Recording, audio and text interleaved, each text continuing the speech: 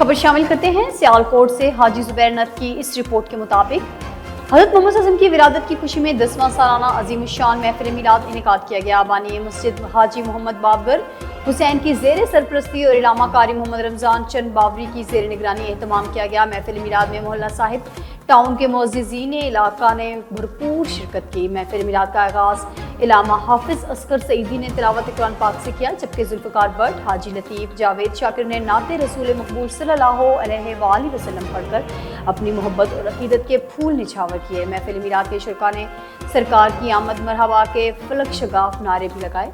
महफिल मिलाद में हज़रत इलामा मौलाना कारी मोहम्मद आसिफ मदनी, हज़रत इलामा मौलाना कारी शमसुद्दीन रिजवी, हज़रत इलामा मौलाना कारी मोहम्मद मुज़म्मिल हुसैन रिजवी और हाफिज़ मोहम्मद उस्मान ने भी शिरकत की और उन्होंने हज़रत मोहम्मद सल्लल्लाहु अलैहि वसल्लम की शान अक़दस पर रोशनी डालकर आका दो जहां रहमतुल आलमीन की बारगाह में गुलहाए अक़ीदत पेश किया। महफिल मिलाद में ख़ुसूसी खिताब इलामा प्रोफेसर शुएब रिजवी ने किया, जबकि महफिल के आखिर में इलामा कारी मोहम्मद रमज़ान चंद बारवी ने मुअज़्ज़िज़ीन इलाका की शिरकत पर उनका शुक्रिया भी अदा किया।